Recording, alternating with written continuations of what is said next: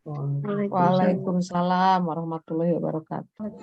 Yang kami hormati Pak Junaidi, Wakasatu Program PMM, kemudian Pak Rahmawan, Mas Rajib, dan Ibu Bapak tim PMM, dan juga Ibu Bapak semua yang sangat kami sayangi di seluruh Indonesia, yang pada kesempatan hari ini kita akan bersama-sama belajar mengenai bagaimana mendesain pembelajaran berbasis kasus dan berbasis proyek. Ibu Bapak semua, ini satu kesempatan yang luar biasa yang diberikan kepada kami, saya dan Bu Yani, untuk bisa berjumpa dengan Ibu Bapak semua. Jadi ini saya sungguh berterima kasih kepada program PMM memberikan ruang bagi saya untuk bertemu dengan Ibu Bapak semua. Untuk materi sudah ada di dalam chat, nanti Ibu Bapak bisa persani, bisa dilihat bersama-sama. Ibu Bapak semua, mohon izin. Nanti kami ingin membuka dengan tagline yang ada di program PMM ini.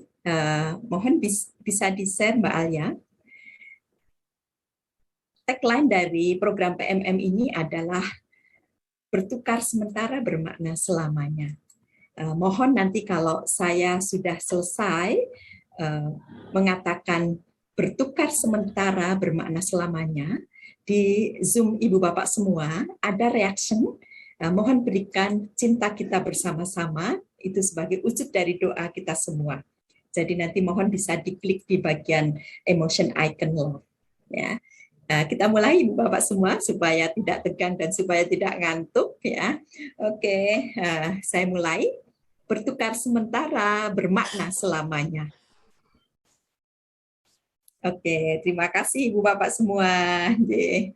Ini mau fotonya sekarang apa nanti saja ya, supaya nanti kelihatan apa yang sampai ujung terakhir BIMTEK pada hari ini siapa saja. Ibu Bapak semua, ada hal menarik nanti kami akan mengambil 3 peserta terbaik yang bisa menyelesaikan kuis, sehingga mohon Ibu Bapak semua bisa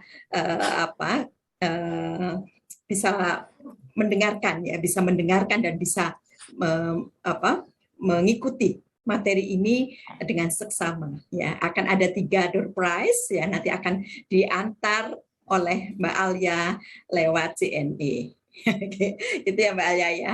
Oke, Ibu Bapak semua, untuk tema pada modul 1 ini yaitu desain mata kuliah berbasis kasus dan berbasis project, dan kita akan punya modul-modul yang lain. Modul 2 yaitu pemanfaatan teknologi untuk bisa engagement dengan mahasiswa, kemudian modul berikutnya sampai ke modul assessment. Jadi mohon bisa kita manfaatkan bersama-sama untuk saling sharing, dan mudah-mudahan ini bisa memperbaiki perkuliahan kita di semester depan. Oke, lanjut saja Mbak Alia. Jadi kita punya 5 capaian modul 1 ini.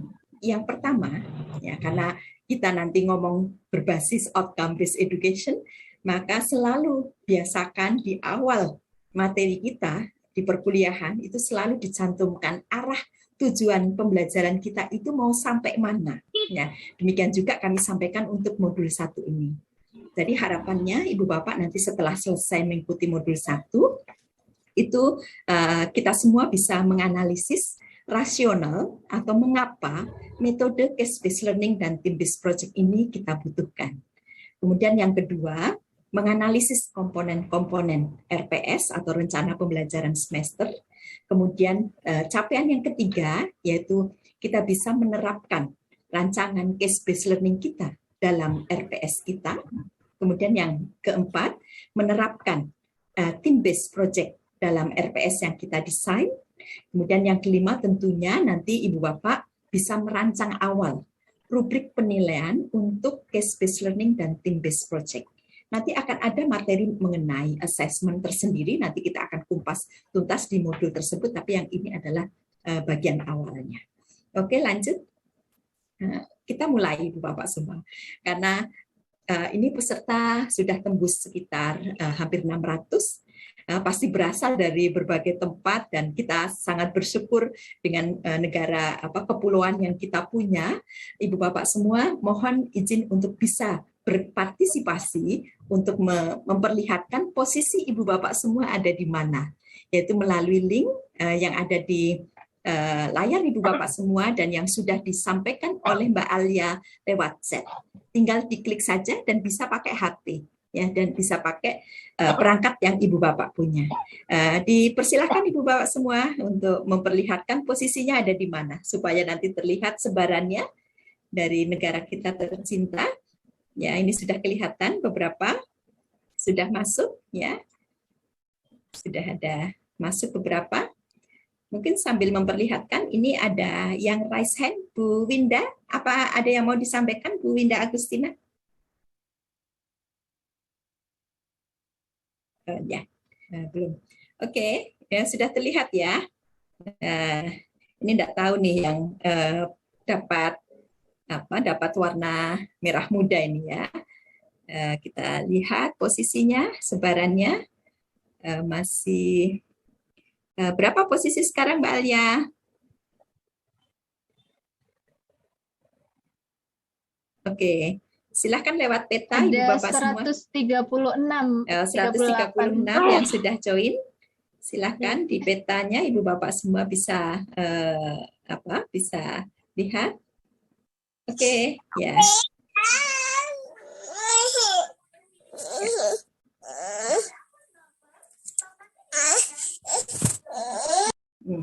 Ya, sudah terlihat sepertinya agak tersebar ya ini. Ada yang belum mengisi, masih mau memilih. Atau presisinya kurang presisi ya Mbak Alia?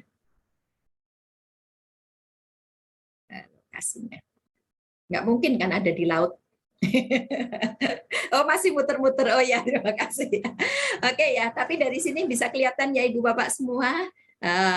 Yang dari Sumatera sudah terlihat ya, yang dari Jawa ini dominasi kayaknya sekarang ya, yang dari Jawa, Bali, Nusa Tenggara, kemudian di Kalimantan, Sulawesi ada, kemudian juga di Papua sepertinya belum ada yang memilih daerah Papua, yang mungkin yang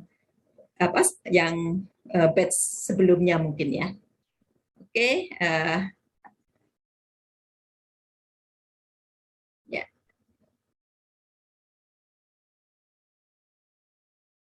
Oh, ini banyak dari Medan ini kayaknya ya.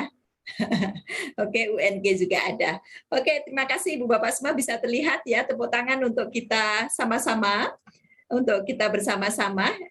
Ini luar biasa ya, kita dari berbagai pulau berkumpul untuk bersama-sama belajar mengenai bagaimana merancang pembelajaran berbasis kasus dan berbasis proyek. Oke, terima kasih Ibu Bapak semua. Kemudian berikutnya, ya, kita lihat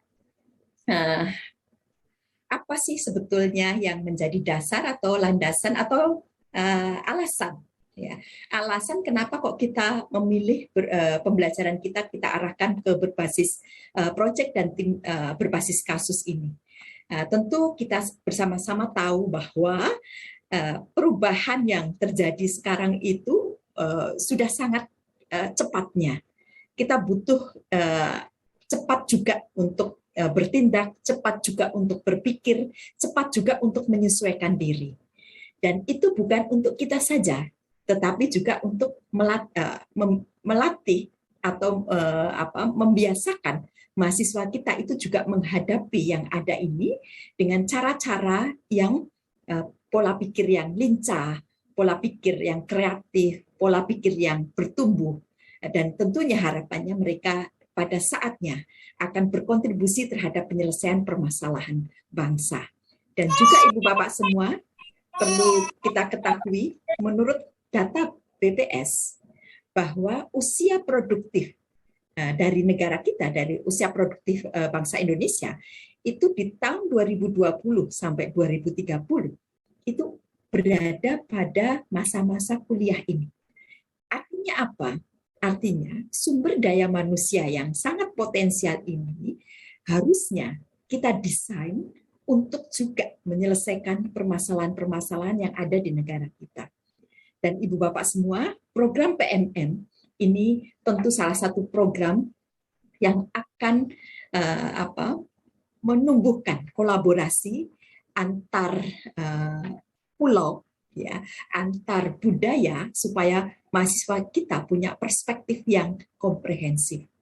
Berikutnya Mbak Alia, Ibu Bapak semua, ini tentu nanti lebih banyak kita berdiskusi ya. Tadi saya yaitu Pak Junedi ya, bahwa karena kebiasaannya itu budayanya lisan, itu omongnya banyak gitu ya. Padahal nanti kita beberapa itu bisa kita diskusikan bersama. Silahkan Mbak Alia berikutnya. Ya, berkaitan dengan apa yang sedang kita hadapi dan akan kita hadapi, yaitu adanya tantangan emerging skill, kita membutuhkan membutuhkan di dalam proses pembelajaran kita itu kita desain mahasiswa kita itu bisa atau menyiapkan diri berkaitan dengan literasi dasar, berkaitan dengan kompetensi, dan berkaitan dengan kualitas karakter.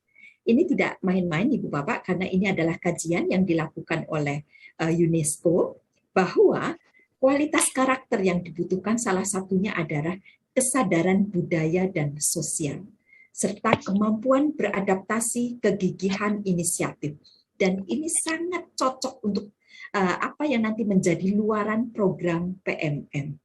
Begitu anak-anak bisa bertukar antar pulau, bertukar antar perguruan tinggi, tentu mereka dengan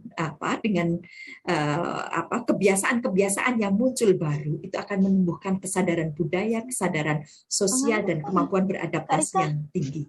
Dan tentu akan sangat sayang kalau mata kuliah kita yang kita rancang untuk mahasiswa-mahasiswa kita itu tidak kita desain sedemikian rupa untuk menghasilkan hasil-hasil yang lebih kontributif.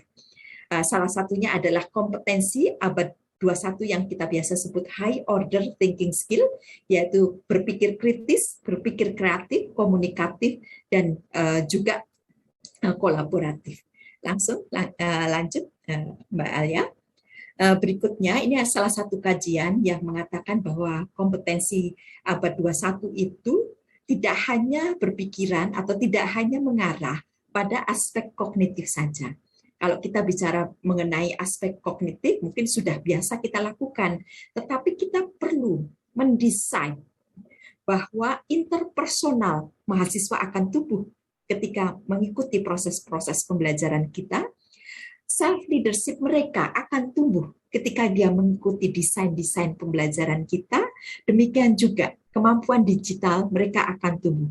Tapi biasanya kemampuan digital mahasiswa itu lebih bagus daripada kita, sehingga inilah perlu kolaborasi.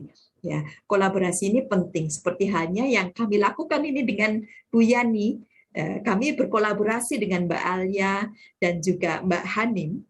Karena Mbak Hanim dan Mbak Alia ini untuk urusan mendesain PPT yang bagus gitu ya, mendesain Canva dan juga permainan-permainan itu cukup jago.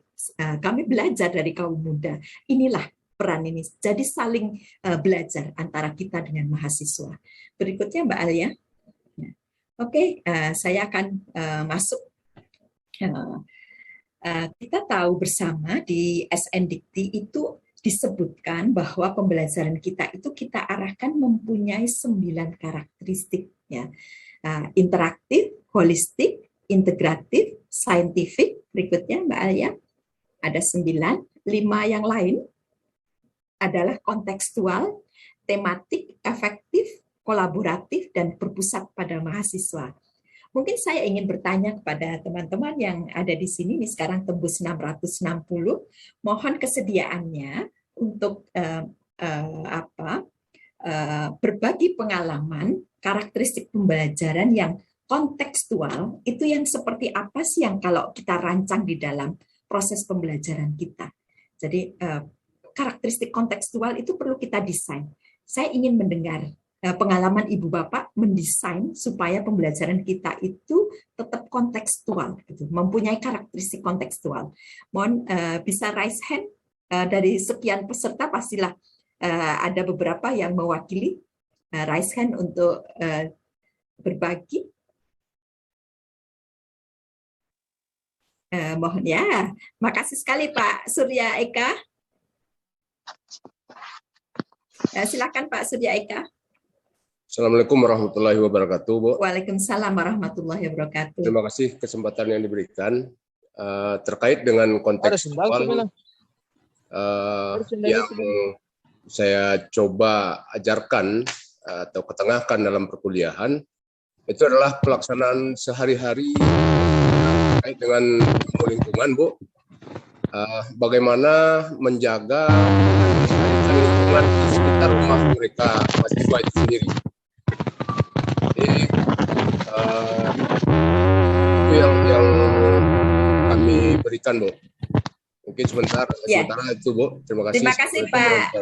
Waalaikumsalam warahmatullahi wabarakatuh. Terima kasih sharingnya Pak Surya Eka. Jadi ini penting sekali. Jadi untuk melihat permasalahan di sekitar mahasiswa untuk bisa diangkat.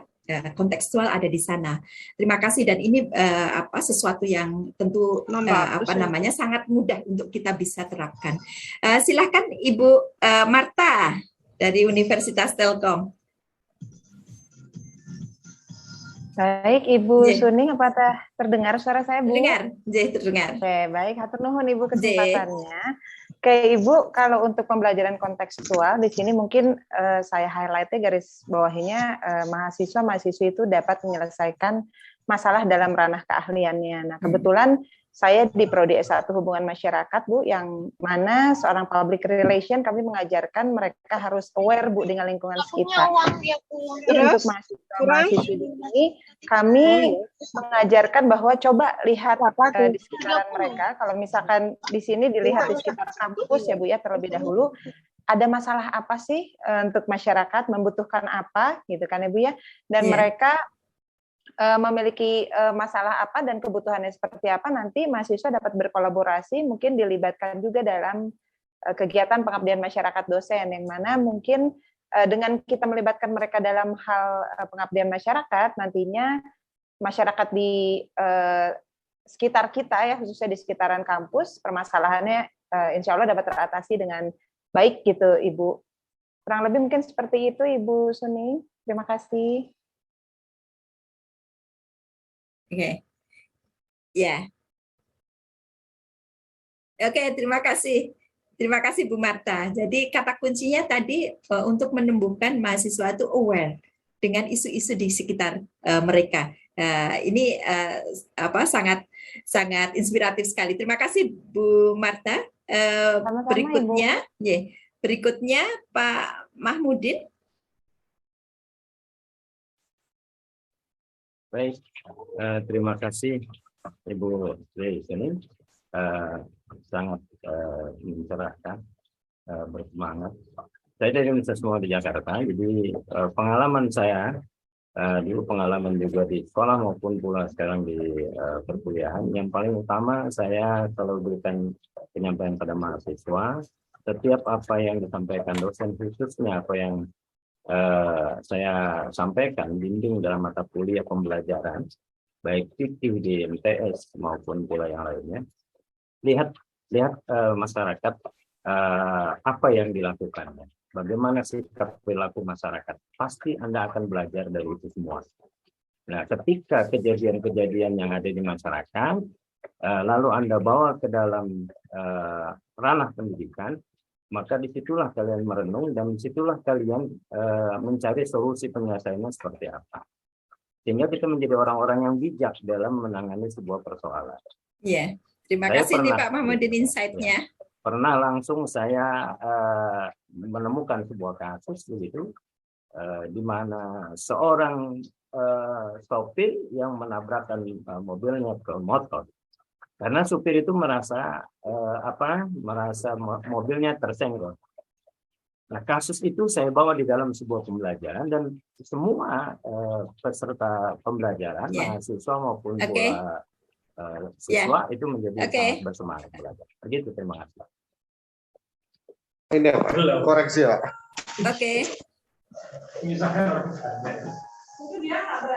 Oke, terima kasih Pak Mahmudin. Ya, jadi ini betul apa namanya sangat insightful ya. Jadi dengan tiga sharing yang ada itu kita bisa melihat sebetulnya dengan mudahnya kita bisa menerapkan proses-proses pembelajaran kita dengan melihat lingkungan sekitar gitu. Kemudian Ibu Bapak semua, ini karena beberapa materi itu masih harus kita teruskan nanti, tapi jangan raise hand-nya, jangan diturunkan Pak Agung, Pak Yusuf, Pak Fahrial, Bu Dwi, Bu Eliza.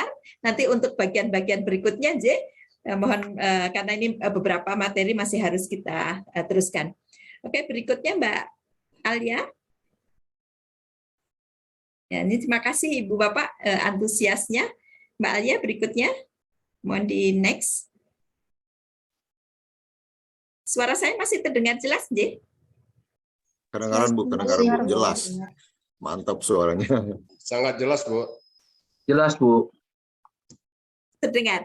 Oke, berikutnya yaitu mengenai bahwa di dalam SNDT disebutkan kita diminta untuk membawa student center learning ke dalam desain pembelajaran kita.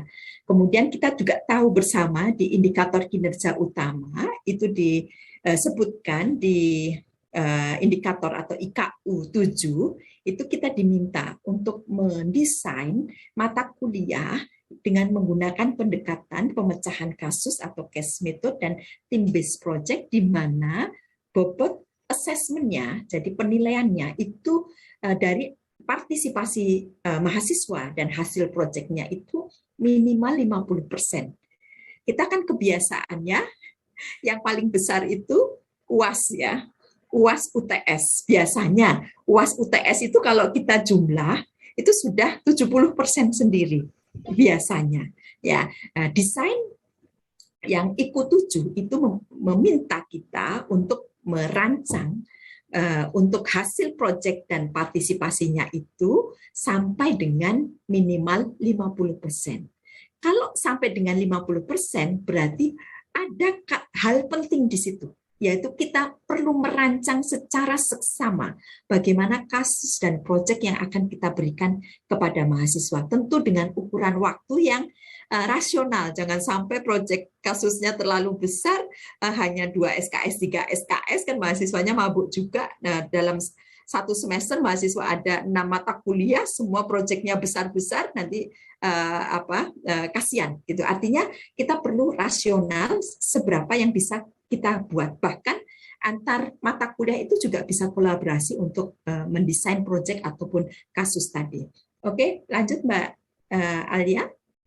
Nah, berikutnya Ibu Bapak semua, mohon nanti saya diberitahu kalau suara saya tidak jelas karena sepertinya internetnya kok agak kurang stabil. Kemudian berikutnya, kenapa sih kementerian atau pemerintah itu memilih case-based learning dan team-based project? Ya, alasannya karena berdasarkan kajian, metode-metode SCL ini itu akan mempercepat pencapaian dari future skill yang tadi kita diskusikan. Asal apa? Asal rencana pembelajaran itu kita desain dengan seksama, dengan cermat, dengan serius. Kemudian yang kedua, pelaksanaannya juga sesuai dengan rencana yang sudah kita buat, di mana partisipasi mahasiswa itu kita tonjolkan. Kemudian yang berikutnya, assessment dan evaluasinya juga kita lakukan sesuai dengan rencana di dalam RPS tentunya. Berikutnya, Ibu Bapak semua, kalau kita lihat pembelajaran berbasis kasus dan pembelajaran berbasis proyek tadi, kata kunci utamanya adalah desain kita di RPS. Untuk tahu itu, Ibu Bapak semua sebetulnya sudah mendesain RPS tersebut. Ya, kita coba lihat rencana pembelajaran semester atau RPS yang kita punya. Silahkan lanjut. Intinya bahwa RPS yang kita buat itu ada hal penting yang kita rancang di bagian capaian pembelajarannya. Lanjut Mbak Alia. Ya. Untuk materi dan beberapa contoh dari RPS yang kami punya dan tugas itu ada di link materi yang diberikan. Ini sudah ada yang men-share link materinya, ya, ada di chat, silahkan diikuti. Ada salah satu hal penting yang selalu harus kita ingat ketika mendesain proses pembelajaran, yaitu gambar gajah ini. Gambar gajah ini selalu saya munculkan untuk menggambarkan bahwa perlu ada gambaran yang utuh dari apa yang kita rancang, proses pembelajarannya seperti apa, dan nanti asesmennya seperti apa. Gambar gajah ini hanya sebuah analogi. Jadi C bagian C-nya itu saya analogikan untuk capaian pembelajarannya, B-nya itu untuk proses pembelajarannya, A-nya itu assessment-nya. Jadi sebetulnya ketiga itu adalah satu komponen utuh. Jangan sampai kita merancang capaian bunyinya A, merancang proses bunyinya F, kemudian merancang assessment bunyinya Z. Ya, jadi nggak nyambung. Nah, kita harapkan gambaran proses pembelajaran ini utuh, satu kesatuan. Berikutnya, Ibu Bapak semua, kalau kita bicara dari capaian, proses, dan assessment, kita mulai dengan bicara mengenai capaian terlebih dahulu. Keselarasan yang konstruktif tadi itu kami gambarkan keutuhannya lewat gambar puzzle yang ada di sini. Jadi capaian, proses, dan assessment dan evaluasinya itu saling mengunci. Ya. Kemudian yang berikutnya Mbak Alia, boleh di-share selanjutnya. Kalau kita lihat ya di merunut keselarasan capaian pembelajaran dari mulai yang ada di kurikulum sampai ke mata kuliah kita, itu sudah ada di buku panduan penyusunan kurikulum. Ya, kita mulai dengan melihat mata kuliah kita itu diberi amanah CPL yang mana. Kemudian dari CPL yang mana itu kita buat rumusan capaian pembelajaran mata kuliah. Kemudian kita buat tahapannya sampai nanti assessment, proses pembelajaran, dan materinya. Berikutnya Mbak Alia. Kalau kita lihat di bagian capaian pembelajaran atau di bagian RPS-nya, next Mbak Alia. Ya. Untuk merumuskan capaian, selalu kita ingat bahwa kita harusnya orientasinya ke mahasiswa dan orientasinya ke hasil proses belajar, dan juga bisa diukur, bisa diamati, dan juga relevan dengan kompetensi yang kita harapkan atau CPL yang kita sasar. Berikutnya Mbak Alia. Oke, Ibu Bapak semua, kadang kita akan merumuskan capaian itu. Jadi ada dua pendekatan biasanya. Ada yang mengungkapkan capaiannya dalam bentuk terintegrasi, ada yang mengungkapkan capaiannya kognitifnya sendiri, kemudian afektifnya sendiri, psikomotornya sendiri, ya ada cara-cara preferensi cara untuk menyatakan capaian. Tetapi kalau kita mau menyampaikan dalam kemampuan yang terintegrasi, seperti halnya Ibu Bapak sudah pernah mencantumkan di dalam RPS-nya, misalkan mahasiswa mampu merancang proposal penelitian ya sesuai dengan kaidah-kaidah penelitian dan mempresentasikan hasilnya dengan tanggung jawab dan seksama, katakanlah. Terlihat di sana itu ada aspek kognitifnya, ada aspek psikomotornya, ada aspek afektifnya. Kita bisa beri keterangan di belakangnya, misalkan C-nya itu sampai kognitifnya sampai level tertinggi C6, kemudian afektifnya sampai level 2, psikomotornya sampai level 2. Level-level ini seperti apa? Kita coba refresh lagi dan pasti Ibu Bapak sudah pernah berkali-kali ya menerapkan ini. Silakan langsung Mbak Alia. Ada 3 aspek kognitif yang perlu kita pahami tadi kognitif, ada aspek taksonomi yang perlu kita pahami.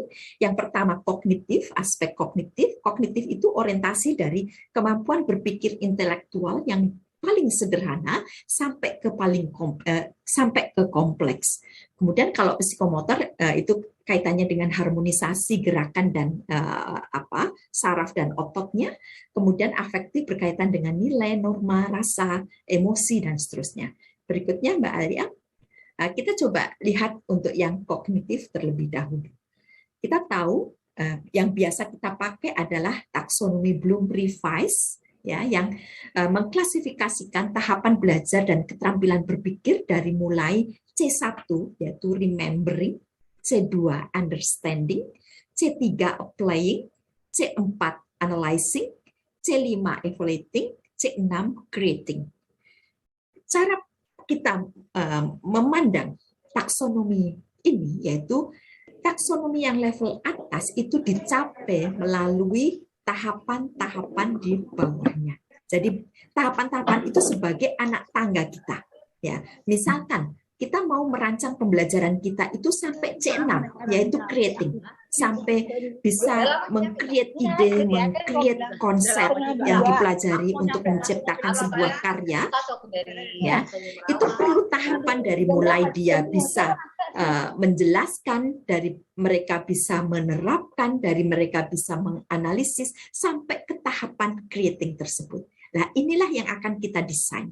Ibu Bapak semua sangat sayang kalau metode pembelajaran kita berbasis kasus dan berbasis proyek, itu kita pakai hanya untuk sambil lalu saja. Sambil lalu itu misalkan kasusnya itu kasus yang berupa soal yang hanya satu paragraf gitu ya, misalkan satu paragraf diberikan di soal UTS atau di soal UAS, kemudian mahasiswa hanya punya waktu 1 jam menjawab soal kasus tersebut. Bukan seperti itu maksud dari pembelajaran berbasis kasus dan berbasis proyek. Yang perlu kita lakukan itu adalah ketika kita diberi amanah 1 semester. Dalam 1 semester itu, mahasiswa itu akan sampai mana dalam analisis kasus dan mengerjakan proyeknya. Tahapan-tahapan pertemuannya itu dipakai sebagai anak tangga untuk mencapai analisis tersebut, untuk mencapai atau menyelesaikan proyek tersebut. Saya memberikan contoh misalkan, saya ingin mahasiswa saya itu ketika selesai itu bisa membuat draft paper, dan ini sudah beberapa semester ini itu kami mencoba mengajak kepada mahasiswa, sekarang ini saatnya itu belajar bukan untuk diri sendiri. Sekarang ini itu saatnya kita belajar untuk kita berikan kepada lingkungan kita, kepada orang lain. Dengan cara seperti itu ternyata kita memberikan tanggung jawab yang besar bagi anak-anak, dan anak-anak itu tumbuh tanggung jawabnya. Kalau saya nanti hasil saya itu akan saya share, maka saya harus cermat nih, jangan sampai ada plagiarisme, jangan sampai ada isu-isu yang tidak etis seperti itu, mereka sudah memikirkan. Tapi kalau tugas itu hanya berhenti di dosennya, dan kadang-kadang mungkin sambil lalu ngoreksinya, tentu anak-anak ini kebiasaan udahlah paling nggak dibaca sama dosennya, udah submit apa adanya. Ya, Ibu Bapak semua biasakan anak-anak kita untuk berbagi dari hasil yang mereka lakukan. Nah, saya salah satu contoh yang tadi mau saya teruskan, jadi desain pembelajaran berbasis kasus. Kebetulan kami mengelola mata kuliah layanan elektronis. Layanan elektronis atau e-services, kemudian kami minta mahasiswa itu kita bagi dalam kelompok-kelompok, ya, satu kelompok itu biasanya kalau kelompok kelasnya masih kecil, masih di bawah 40, itu kita masih bisa handle satu kelompok 3 orang. Ya, kalau kelompoknya besar, kebetulan saya punya satu kelas itu 1.000 orang, 1.000 mahasiswa, itu kami bagi kelompok, satu kelompok itu 8 orang, ada 125 kelompok. Nah, untuk yang berbasis kasus tadi, kami desain seperti ini. Jadi, ini adalah mata kuliah e-services atau layanan elektronis. Kita akan menuju satu tujuan, yaitu paper yang teman-teman akan buat berupa kajian mengenai layanan elektronis yang ada sekarang ini. Ya, layanan elektronis yang maksudnya layanan elektronis yang seharusnya ada sekarang ini. Karena kita tahu bersama layanan elektronis sekarang ini rata-rata itu masih memberikan layanan yang tidak excellent gitu ya. Tapi kita inginnya layanan elektronis yang bisa melakukan transformasi, cara-cara yang baru seperti itu. Nah, kemudian kami bagi kelompoknya, ada kelompok yang melihat melihat domain yang ada di pemerintah, yaitu e-government, ada yang melihat di pendidikan, e-education, ada yang melihat di e-commerce. Mereka membagi diri, kita bagi semua ada. Kemudian dari 3 ini kita sudah minta untuk menganalisis ada isu-isu penting apa sih untuk kaitannya dengan e-services ini. Nah, kemudian materi di layanan elektronis itu ada membahas beberapa. Misalkan membahas mengenai prinsip-prinsip penting. Ketika membahas prinsip-prinsip penting tersebut, sebetulnya mahasiswa nanti melakukan refleksi prinsip-prinsip penting itu untuk dimasukkan ke papernya nanti. Ya, jadi paper akhirnya nanti. Kemudian berikutnya membahas lagi isu mengenai service level agreement. Nah, ini service level agreement. Ketika kita bahas mengenai service level agreement, kita diskusi materi-materi pentingnya, kemudian mahasiswa merefleksikan hal-hal penting di service level agreement itu apa sih yang perlu dikuatkan. Masuklah ke papernya tadi, draft papernya tadi. Sehingga di akhir perkuliahan nantinya paper itu sudah jadi, Ibu Bapak semua. Ya, jadi nanti kita sediakan beberapa kali pertemuan, mahasiswa itu mempresentasikan untuk kita beri masukan. Biasanya kami biasakan sampai 3 pertemuan. Jadi ada pertemuan untuk kita memberi masukan, kemudian pertemuan berikutnya juga untuk memberi masukan berikutnya. Akhirnya pertemuan yang terakhir, yaitu untuk pengganti UAS, itu mereka sudah mendapatkan paper yang siap dipublish. Jadi ini yang tentu teman-teman bisa rancang bersama. Mbak Alia, ini masih aspek kognitif Ibu Bapak semua. Tadi kita tahu C1, C2, C3, C4, C5, C6. Sekarang saya pengen tahu nih dari Ibu Bapak semua. Ini mungkin dari Pak Yusuf sebetulnya mau menjawabnya tadi, tapi tidak apa-apa ya Pak Yusuf ya. Kami beri kesempatan. Pak Yusuf, biasanya kita membuat RPS, rencana pembelajaran semester, itu kalau di dalam RPS itu menuliskan capaian pembelajaran mata kuliah, itu biasanya kita menuliskan kata kerja apa yang paling banyak tuh. Setelah mengikuti mata kuliah, mahasiswa mampu apa nih Pak Yusuf nih? Ya, yang pertama Bu, kita harus mengetahui dulu materi mata kuliahnya. Kalau dia mata kuliah pengantar, itu biasanya C1 sampai C paling tinggi C4. Tapi kalau sudah materi tingkat lanjutan atau mata kuliah yang bersyarat tingkat lanjutan, itu biasanya sudah masuk ke C4 sampai C6. Betul sekali. Terus biasanya untuk tadi misalkan untuk sampai mengetahui tadi ya berarti understanding. Itu karena biasanya, mata kuliah, karena itu mata kuliah Bu yang saya ajarkan itu adalah mata kuliah semester awal. Ya, oke. Pak Yusuf, Pak Yusuf sering melihat itu rumusan capaian itu yang paling banyak biasanya diambil itu apa nih untuk yang understanding, Pak Yusuf?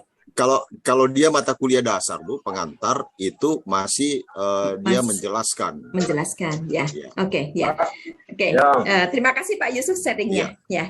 Ibu Bapak semua, mohon bantuan untuk admin untuk meng-mute peserta yang bocor ya.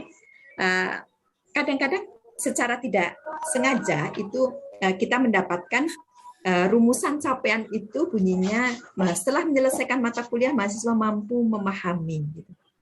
Mampu memahami. Ibu Bapak semua, tidak ada salahnya kita menggunakan kata memahami, tetapi dengan kata memahami ini kita itu jadi agak kurang kurang jelas. Memahaminya itu apakah dia untuk, karena biasanya rata-rata dari kita menganggap memahami untuk sesuatu yang semuanya bisa dicakup oleh kata memahami tersebut. Ya, tentunya ini yang nanti Ibu Bapak perlu pilih kata kerja yang tepat. Berkaitan dengan pembelajaran berbasis kasus dan team-based project ini, mohon bantuan untuk mute ya. Ya, betul sekali Bu Ija. Dengan kata memahami itu sulit untuk mengukur, ya, istilahnya seperti itu. Ya. Sekarang kalau kita merancang pembelajaran berbasis kasus dan berbasis project, tentu harapannya tidak hanya sekedar di C1, C2, C3. Ya. Tentu kita inginkan mahasiswa itu sudah sampai C4 atau C5 atau C6. Ya. Ibu Bapak semua perlu kita resapi bahwa sebetulnya kata kelompok C4 itu jangan dipandang sebagai sesuatu yang effortnya harus besar gitu ya. Memang arah dari kasus tadi untuk yang besar sampai ke besar, tapi kan perlu dilatih sampai dia bisa menganalisis sesuatu yang lebih besar seperti itu. Jadi harapannya Ibu Bapak semua mohon nanti untuk desain capaiannya itu memastikan bahwa high order thinking skill-nya itu tercapai di mata kuliah kita. Berikutnya silakan Mbak Alia. Saya akan lebih percepat ya, yang bagian psikomotor kita tahu ada P1, P2, P3, P4, P5. Dari mulai mahasiswa mampu meniru, kemudian melakukan manipulasi dalam arti yang positif, melakukan dengan presisi. Mohon bantuan admin, host atau co-host untuk bantu memute. Ya. Kemudian yang berikutnya adalah melakukan dengan presisi, kemudian bisa mengartikulasikan apa yang mereka lakukan, kemudian bisa melakukan gerakan-gerakan atau keterampilan-keterampilan itu dengan natural. Berikutnya Mbak Alia, untuk aspek afektif kita juga punya 5 level, dari mulai mahasiswa bisa menerima nilai-nilai, mahasiswa bisa merespon nilai-nilai, mahasiswa bisa mengambil hikmah atau valuing, ya. Kemudian mahasiswa bisa mengorganisasikan berbagai macam nilai dan sampai nilai-nilai itu menjadi karakter mahasiswa kita. Berikutnya Mbak Alia, nah, kita akan masuk bagian penting dalam RPS. Ibu Bapak semua, kami mencoba di Universitas Gadjah Mada itu dalam tanda kutip membuat RPS yang simple, yang sederhana. Karena selama ini itu RPS kita itu berlembar-lembar, banyak sekali, mungkin lebih dari 10 ya Ibu Bapak semua ya. Kami kemarin sudah mensosialisasikan, kami buat RPS itu dalam 2 lembar saja. Dan itu sudah mencakup tahapan-tahapan belajarnya. Dengan cara seperti apa? Dengan cara melihat bagian penting di dalam RPS. Yaitu yang pertama, kita perlu tahu CPL yang diamanahkan pada mata kuliah kita. Kemudian yang kedua, kita perlu merumuskan capaian pembelajaran mata kuliahnya. Kemudian kita melihat butuh materi dan nanti bentuk pembelajarannya seperti apa, kemudian juga nanti butuh alokasi waktu seberapa lama sesuai dengan SKS-nya, kemudian juga butuh memasukkan metode pembelajaran seperti apa, misalkan berbasis kasus, berbasis proyek yang sedang kita rancang, nah ini metodenya, kemudian nanti mahasiswa akan mendapatkan pengalaman belajar seperti apa, kemudian nanti asesmennya kita pilih kriteria asesmennya apa, teknik penilaiannya seperti apa, bobotnya berapa, dan juga daftar referensinya. Ini adalah bagian penting dalam RPS sehingga kemarin kami di Universitas Gadjah Mada merumuskan hanya dengan 2 lembar RPS itu, ini semua itu bisa tercakup. Jadi ini mempersingkat kita membuat perencanaan-perencanaan setiap semesternya. Berikutnya, Ibu Bapak semua, yang berikutnya ini ada permainan, ya. Mohon izin untuk Ibu Bapak semua masuk ke menti.com. Mbak Alia mohon bisa di chat untuk linknya. dan nanti Ibu Bapak semua masukkan kode 84068214 ya. Kita akan lihat ya. Menurut Ibu Bapak semua, tantangan terbesar dalam penyelenggaraan mata kuliah yang berkaitan dengan MBKM dan yang berkaitan dengan case based dan team based project itu apa? Ya, kami sediakan ada 6 pilihan. Nanti kita coba ranking yang dianggap tantangan terbesar itu di bagian mana.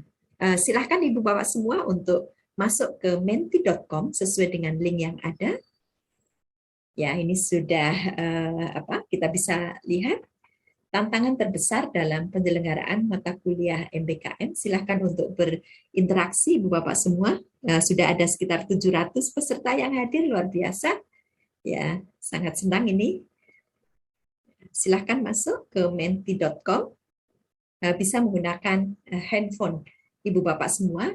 Dan modul 2 nanti Ibu Bapak akan belajar bareng-bareng memanfaatkan Mentimeter, memanfaatkan Kahoot, memanfaatkan Quizzes, memanfaatkan Padlet, dan seterusnya. Nanti modul 2 ya, modul 2 mohon Ibu Bapak tetap mengikuti BIMTEK-nya karena kita akan mengeksplorasi berbagai macam pemanfaatan teknologi untuk meningkatkan engagement dengan mahasiswa. Ya, salah satunya ini dengan Mentimeter.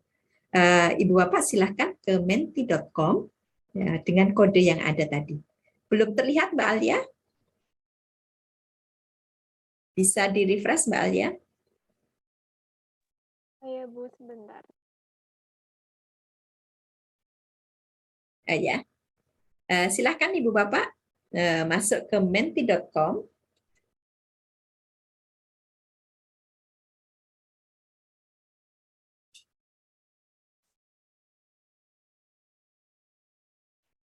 Belum ada yang masuk ini, Bu Bapak, silakan.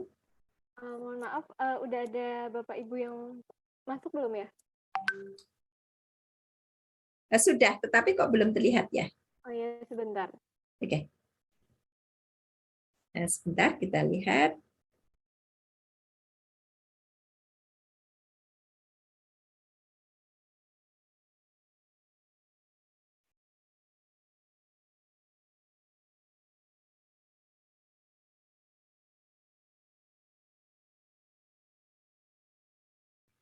Kodenya tadi sudah benar ya Mbak Alia ya? Sudah mengisi urutannya.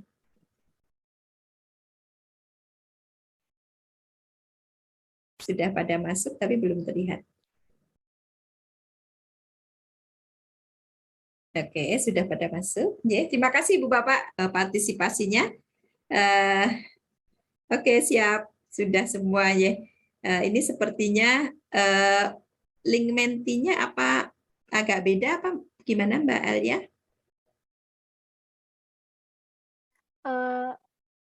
Sama ya? Sama Bu. Cuma kan kemarin sama Mbak Hanin tuh belum di itu kayaknya Bu, yang megang utamanya Mbak Hanin, saya nggak bisa masuk soalnya. Bentar, saya usahakan ya Bu.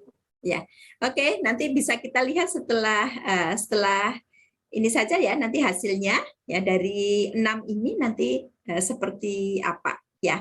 Nanti kita bisa lihat nih. Kebetulan ada 2 asisten, Mbak Hanin dan Mbak Alia, yang pegang Mentinya Mbak Hanin ini, Mbak Alia kelupaan tidak minta untuk aksesnya. Oke, berikutnya ya lanjut ya, nanti kita cek hasil akhirnya. Oke, Ibu Bapak semua, berikutnya kita dari yang ada sesi-sesi atau batch yang sebelumnya itu melihat bahwa tantangan menyusun RPS ini termasuk juga bagian yang penting ya, atau tantangan terbesar juga ya. Nah, sekarang kita bagaimana sih mendesain case based learning? Oke, langsung. Ini saya ingin minta pendapat dari yang sudah raise hand di sini. Tadi Pak Yusuf sudah, Pak Fahrial. Pak Fahrial, tolong ceritakan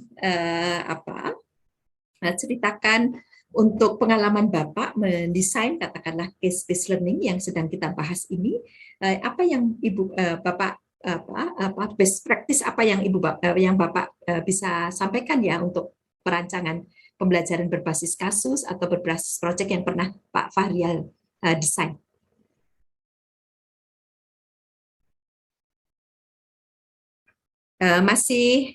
Masih mute Pak Fahrial? Oke Bu, makasih. Yeah. Assalamualaikum warahmatullahi wabarakatuh.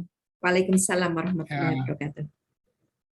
Berkaitan dengan case-based learning ini, memang kita pertama Bu, kita mau diskusi dulu sama mahasiswa. Topik apa yang perlu kita bicarakan, misalnya mengenai kewirausahaan Pak Ibu ya.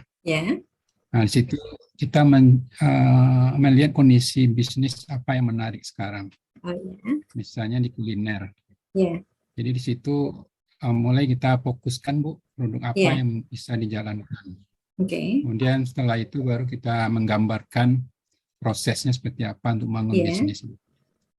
Nah, lalu setelah itu baru kita minta mereka proaktif menyusun program atau proposalnya. Nah, lalu setelah itu membuat produk apa yang mereka ide bisnis tadi. Dan setelah itu baru kita diskusikan Bu, ini layak atau tidak layak nih. Berarti diskusi ini sharing ya Pak ya? Sharing antar kelompok mahasiswa. Iya betul Bu. Terima kasih Pak Fahrial. Ini yang didesain Pak Fahrial tadi yang berbasis proyek ya Pak Fahrial ya. Dari sampai ke produk. Menarik sekali tadi ada kata kunci yang disampaikan Pak Fahrial, dari mulai mengidentifikasi isu-isu atau masalah-masalah apa yang bisa diangkat, kemudian juga setelah mendapatkan isu-isu tersebut, mahasiswa diminta untuk menggambarkan proses-proses yang ada, seperti itu ya Pak Fahrial ya. Kemudian mahasiswa punya peran proaktif dengan memulai menyusun proposal, karena ini mata kuliahnya adalah kewirausahaan dari Pak Fahrial, kemudian sampai nanti menghasilkan produk, dan nanti akan dilakukan diskusi atau saling sharing dari kelompok yang ada. Dari yang apa disampaikan Pak Fahrial, memang ini arahnya ke project based learning, tetapi terlihat sekali bahwa Pak Fahrial ini memposisikan mahasiswa itu sebagai pelaku utama atau sebagai protagonis. Ya, protagonis itu mahasiswa diposisikan itu berada pada seseorang yang punya kuasa yang lebih besar gitu ya untuk memecahkan sebuah kasus. Ini tentu kalau kita belajar mengenai kolaborasi ya. Kalau kita ingin anak kita itu tumbuh dengan percaya diri menyelesaikan sesuatu, maka kita sebagai orang tuanya ya mengurangi keinginan kita yang sangat besar untuk ikut campur, walaupun sudah gatel gitu ya mulutnya itu, saya itu pengen ini mbok kayak gini gitu ya, jadi langsung ditunjukkan mbok kayak gini saja, mbok kayak gitu saja gitu ya, pengen seperti itu. Nah, kita rem Ibu Bapak semua, karena kita akan memposisikan mahasiswa itu punya pengalaman-pengalaman, bahkan ketika anak-anak kita itu kesandung kesalahan, tidak apa-apa, karena dari kesalahan itu mereka akan belajar. Gitu, jangan gatel untuk ngomong gitu, untuk segera mengarahkan gitu. Jadi kita menahan diri ya. Inilah peran yang kita akan berikan mahasiswa sebagai protagonis. Berkaitan dengan kasus, mungkin Bu Retno Dwi punya pengalaman khusus untuk yang kasus, Bu Retno Dwi.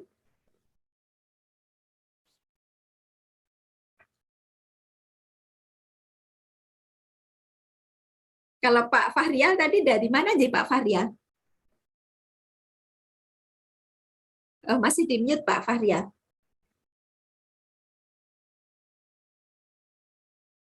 Masih di mute Pak. Iya Bu. Dari Universitas Islam Riau Bu. Dari Universitas Islam Riau. Terima kasih Pak Fahrial. Ibu Retno Dwi Suyanti, ada pengalaman mengenai case-based Bu Retno?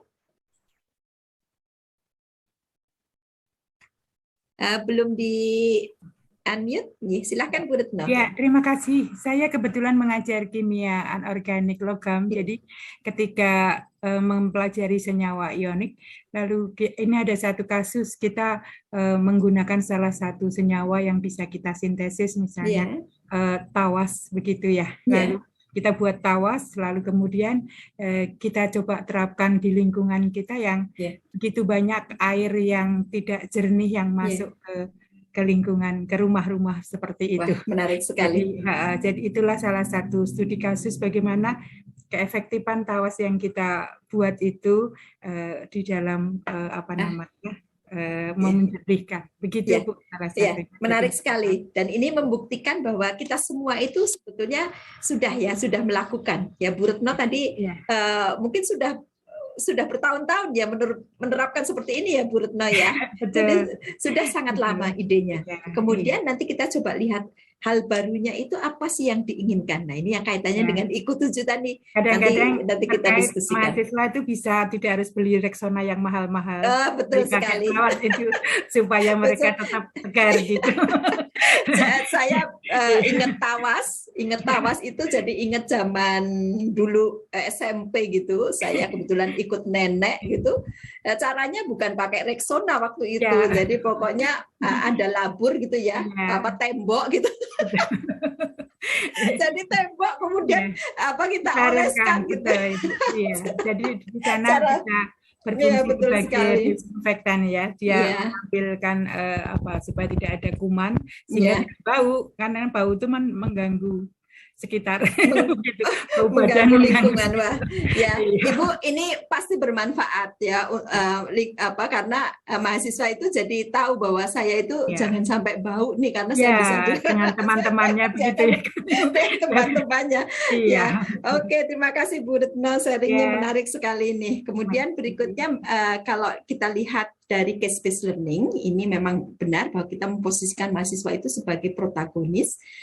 Mereka betul-betul menjadi pelaku dalam memecahkan sebuah kasus tersebut. Kita tahan diri, Ibu Bapak semua, jangan sampai keinginan kita untuk membantu itu terlalu besar. Gitu, hanya mengarahkan kita sebagai fasilitator, mengarahkan, kemudian memberikan pertanyaan, dan juga mengobservasi. Dan ada biasanya langkah-langkah penting yang perlu kita pelajari itu adalah cara bertanya. Cara bertanya kita kepada mahasiswa itu cara bertanya yang satu, tidak menyudutkan, kedua, sedikit memberikan clue-clue dari pertanyaan kita, ya, sehingga mahasiswa itu akan berpikir yang berikutnya, ya pertanyaan kita itu sebetulnya sedikit-sedikit itu sudah mulai mahasiswa itu diajak untuk mengkoneksikan prior knowledge yang sudah mereka punya. Ya, kami sangat menyayangkan kalau kita sebagai dosen gitu ya, ketika menjadi fasilitator dalam proses atau dalam pembelajaran kita berbasis kasus atau proyek itu mungkin sesekali menunjukkan bahwa kok koyong ini kowe ra iso-iso to gitu dalam bahasa Jawa. Kok ya nggak bisa-bisa kamu itu. Ya, perlu bersabar. Ya, mungkin Ibu Bapak perlu coba lihat kemungkinan untuk bisa melakukan dengan cara yang lain gitu ya. Jadi itulah yang perlu kita lakukan, perlu kita latih seperti itu. Berikutnya Mbak Alia. Ya. Dalam desain case-based learning itu kita perlu menyiapkan di samping capaian itu adalah panduan belajarnya. Panduan belajar itu kami sudah menyiapkan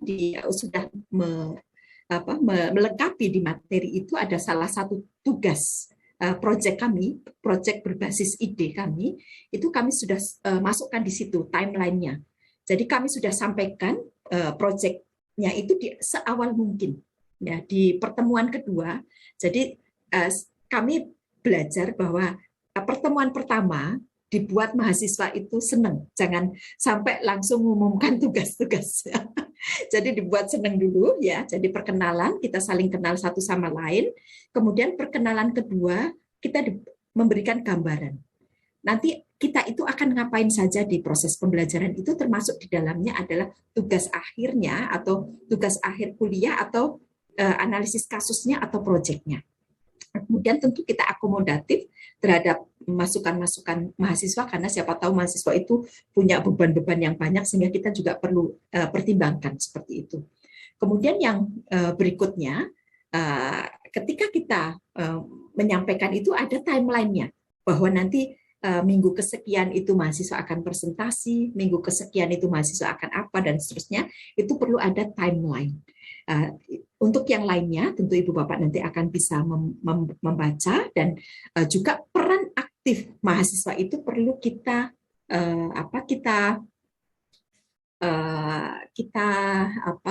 menjadi pertimbangan kita utama.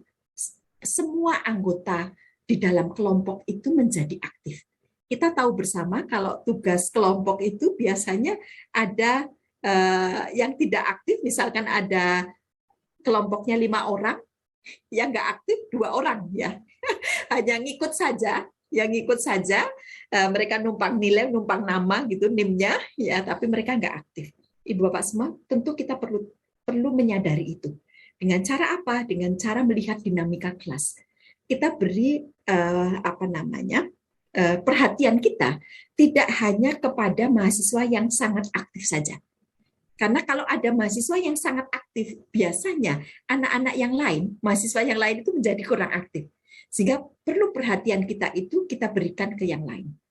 Ibu Bapak semua, saya belajar dari beberapa teman yang menyelenggarakan kuliah daring dengan membuat mahasiswa itu saling diskusi, yaitu dengan membuat breakout room.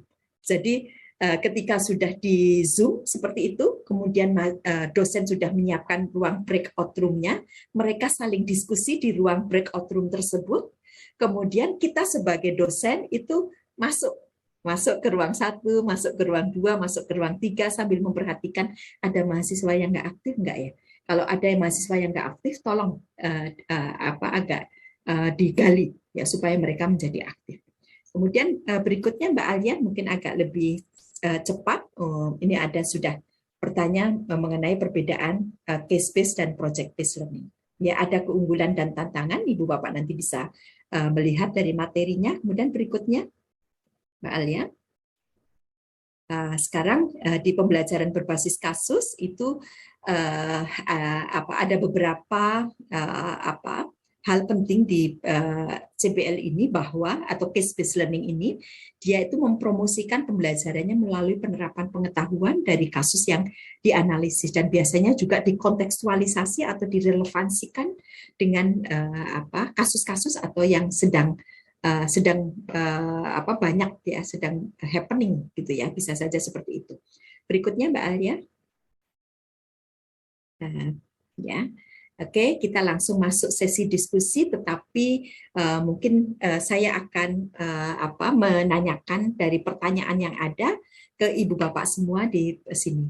Ada Bu Helisar Sinambela, ini teman saya.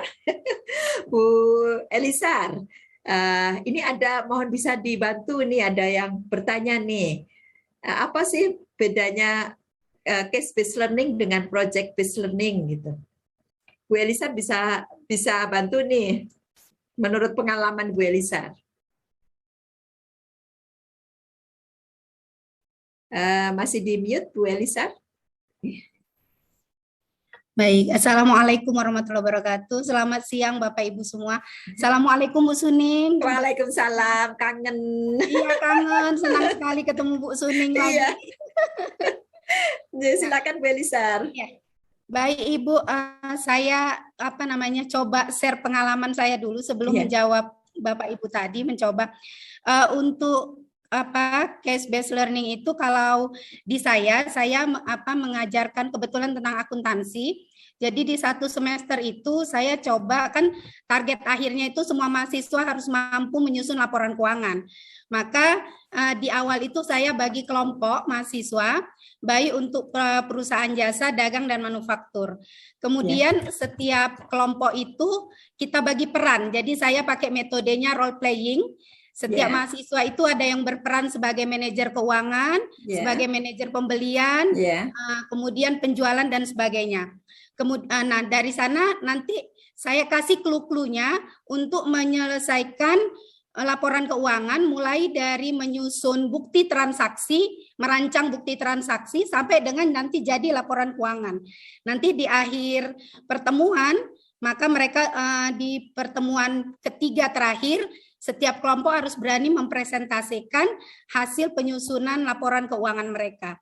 Itu yang pengalaman saya untuk case-based learning. Kemudian kalau untuk yang project, mahasiswa kita ikutkan, kebetulan kita ada kerjasama dengan Direktorat Jenderal Pajak untuk ikut relawan pajak.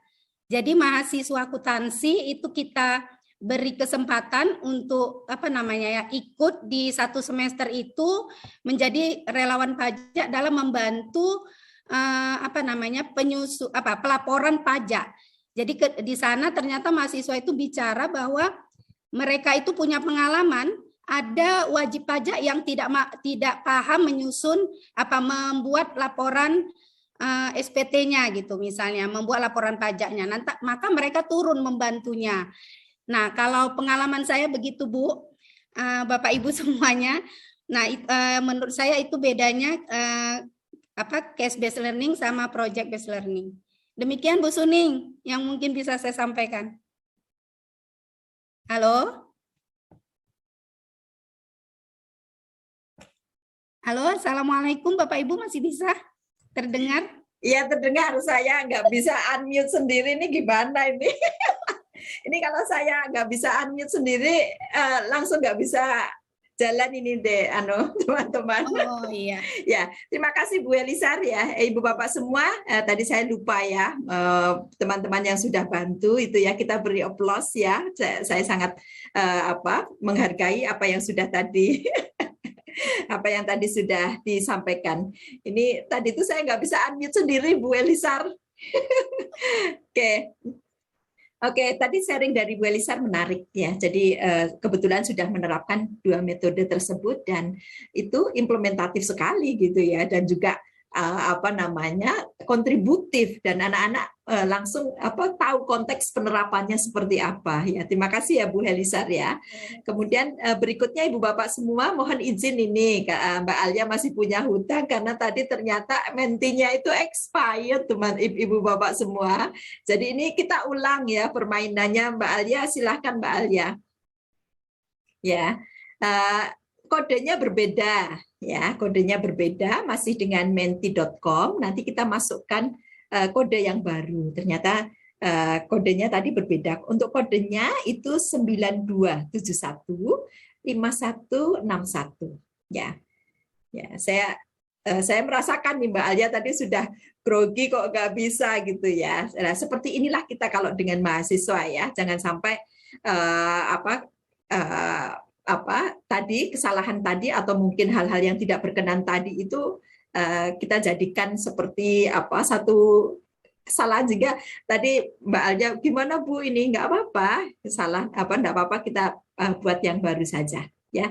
Silakan Ibu Bapak nih, sudah langsung masuk nih Mbak Alia, sudah kelihatan ya. Dari 6 tantangan terbesar dalam penyelenggaraan mata kuliah MBKM dan juga mata kuliah berbasis kasus dan team-based project, terlihat ini sudah masuk, angkanya kurang terbaca, tapi sudah terlihat ternyata membuat RPS itu menjadi tantangan juga ya. 2 tantangan terbesarnya adalah membuat materi pembelajaran yang menarik. Nah, membuat materi pembelajaran yang menarik lah, ini penting. Nanti modul kedua nanti Ibu Bapak semua, kita akan mencoba mengupas alat bantu apa sih yang bisa kita pakai sehingga materi kita itu menjadi menarik bagi mahasiswa, dan mahasiswa itu merasa enjoy di kuliah-kuliah kita, ada permainannya, ada game-gamenya, seperti itu ya.